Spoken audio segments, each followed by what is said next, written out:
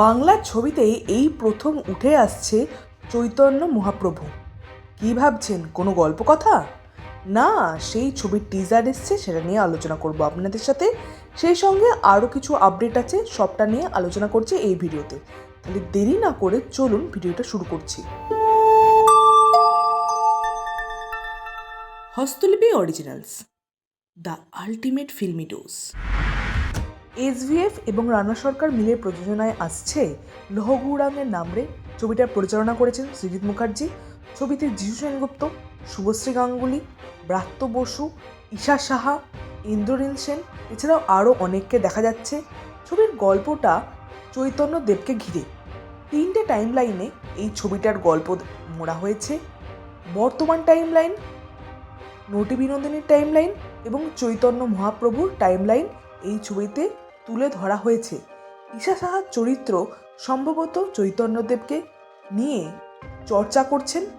অন্যদিকে দেখা যাচ্ছে নটি বিনোদিনী, যিনি চৈতন্য লীলা পারফর্ম করছেন। আর তারপরের সিনে দেখা যাচ্ছে যে চৈতন্যদেবকে নিজেই। এবার এই 3টে টাইম লাইনকে খুব সুন্দর করে এই টিজারের মধ্যে মার্চ করা হয়েছে, যেটা দর্শক হিসেবে আমার দেখতে ভালো লাগছে। ব্যাকগ্রাউন্ড স্কোর ভীষণই ভালো, যে গানটা হচ্ছে সেটাও বেশ ইন্টারেস্টিং। এখানে চৈতন্যদেবের যে পোর্শনটা দেখানো হচ্ছে সেটা একটু হেজিভাবে রাখা হয়েছে। এরপরে নটি বিনোদিনীর চরিত্রে যে সিনটা রাখা হয়েছে সেটা আর একটু স্পষ্ট হয়েছে, তবে হেজি আছে। আর বর্তমান সময়ের যে সিনগুলো রাখা হয়েছে সেটা কিন্তু পুরো ক্লিয়ার রাখা হয়েছে। এর থেকে বুঝতে পারা যাচ্ছে যে সৃজিত মুখার্জি এডিটিংয়ের ওপর বেশ ভালো জোর দিয়েছেন। আর প্রত্যেকের অভিনয় কিন্তু এখানে বেশ ভালো লাগছে। ঈশা সাহাকে খুব সুন্দর করে এখানে প্রেজেন্ট করা হয়েছে। আর সবচেয়ে ভালো লাগছে যিশুকে এবং শুভশ্রী গাঙ্গুলিকে, ভীষণই ভালো লাগছে। আর চৈতন্যদেবের ভূমিকায় যিনি অভিনয় করেছেন তাকে কিন্তু সত্যি ভীষণ ভালো লাগছে, গায়ে কাঁটা দিচ্ছে তার অভিনয় দেখে। ওভারঅল এই টিজারটা আমার জন্য ভীষণই ভালো লেগেছে। ক্রিসমাসে এই ছবিটা দেখতেই হবে, এরকমই বুঝতে পারা যাচ্ছে টিজারটা দেখে। ইতিহাস কি বলে, লোককথাই বা কি বলে, কোনটা সত্যি কোনটা মিথ্যে কান পাতলে জানতে পারবো।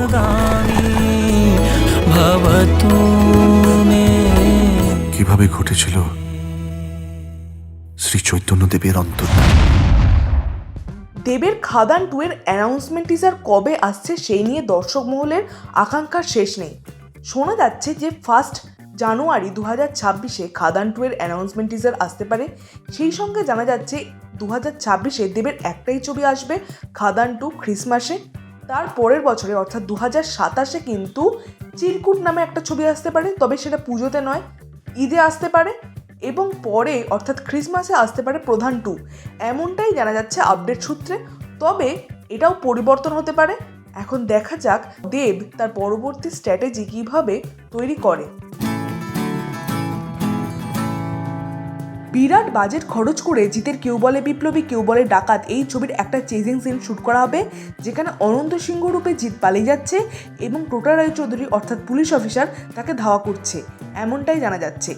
এই সিনটা নাকি এমন করে শ্যুট করা হবে যে দর্শকদের মাথা ঘুরে যাবে এবং তারা আনন্দ পাবে এই সিনটা দেখে। বিরাট বাজেট খরচ করা হচ্ছে এই সিনটা তৈরি করার জন্য এবং এই সিনটা নাকি এতটাই ইউনিক এবং এতটাই গ্র্যান্ডারাস হবে যে দর্শকরা পাগল হয়ে যাবে এই সিনটা দেখে। তো এই ছিল কেউ বলে বিপ্লবী কেউ বলে ডাকাত এই ছবির বিষয়ে আপডেট। এরপরে দেখা যাক ছবির পরবর্তী অ্যানাউন্সমেন্ট টিজার কবে আসে। এই ছিল বাংলা ছবির বিষয়ে বেশ কিছু আপডেট। আপনাদের কোন আপডেটটা বেশি ভালো লাগলো অবশ্যই কমেন্টে লিখে জানাবেন। আর আমাদের এই ভিডিওটা লাইক করতে মিস করবেন না, কারণ এই ধরনের ভিডিও আমাদের চ্যানেলে আসতে থাকে। পরবর্তী ভিডিও দেখার জন্য আমাদের চ্যানেলটা ফলো করে রাখুন।